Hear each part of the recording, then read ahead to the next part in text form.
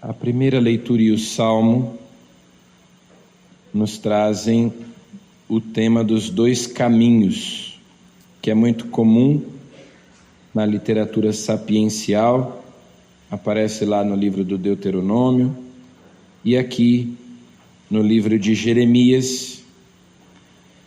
Ele diz, faz essa contraposição: maldito o homem que confia no homem, bendito o homem que põe sua confiança no Senhor. E a comparação com a árvore, que aparece também no Salmo 1, que nós recitamos. O justo é como aquela árvore plantada à beira do riacho. Ela sempre está viçosa, ela sempre dá frutos, enquanto que o ímpio é como os cardos no deserto. Não vê chegar a floração, prefere vegetar na secura do ermo, em região salobre e desabitada, não dá frutos. Então, para sermos uma árvore que está plantada à beira da torrente, à beira do riacho, que dá frutos, isso para nós, alegoricamente, espiritualmente, significa termos as nossas raízes em Deus, portanto, a oração, a Eucaristia. Assim,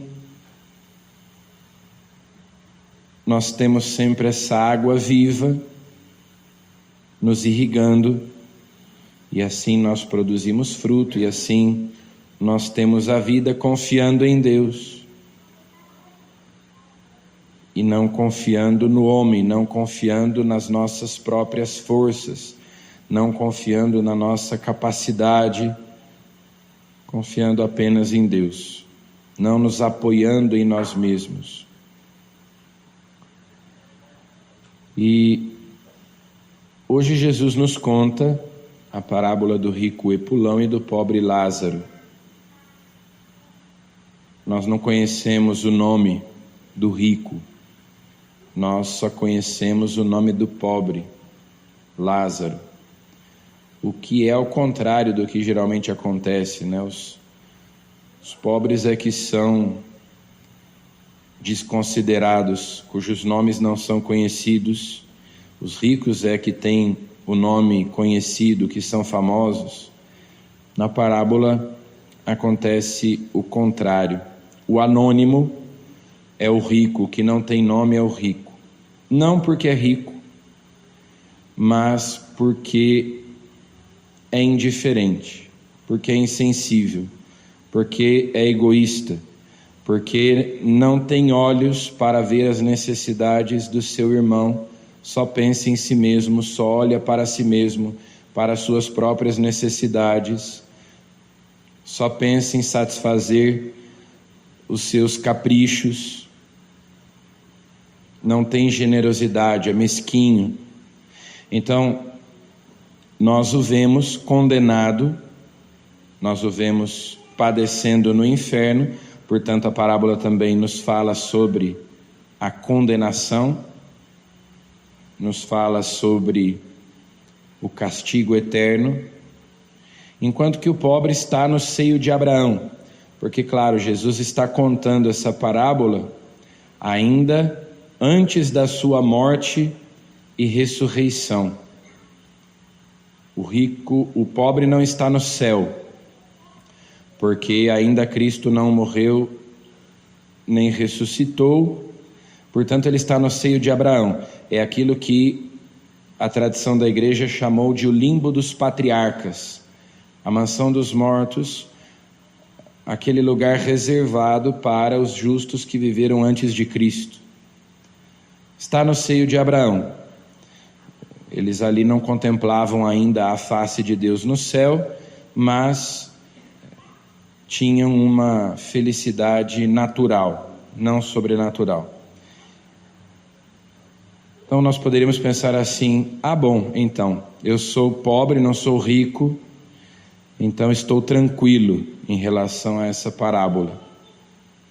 Mas é justamente que o rico não é condenado pela sua riqueza, mas, como eu disse, pela sua insensibilidade, pela sua avareza, pela sua mesquinhez, pelo seu egoísmo, por pensar só em si mesmo, por achar que o mundo girava em torno dele e não estender a mão para o outro, pela falta do altruísmo, que é o contrário do egoísmo, né? O egoísta, o mundo, a vida dele gira em torno de si mesmo. O altruísta é aquele que pensa no outro, se dedica ao outro, serve o outro, ama o outro. E foi para isso que Deus nos colocou no mundo, como dizia Dom Bosco. Deus nos pôs no mundo para os outros. Então nós temos que pedir a Jesus que nos dê olhos para ver as necessidades dos nossos irmãos e irmãs, sejam as necessidades materiais. Há tantas pessoas que têm necessidades materiais, que precisam de ajuda material, mas também as necessidades espirituais.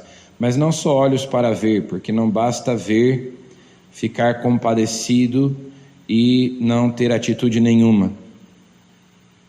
Mas também pedir a Jesus que nos inspire atitudes concretas, obras de misericórdia. Não só sentimentos de misericórdia, de compaixão, mas obras de misericórdia, atitudes concretas de amor, de serviço para com os nossos irmãos, porque, como São João nos lembra, aquele que diz que ama a Deus, a quem não vê, mas não ama o seu irmão, a quem vê, é um mentiroso.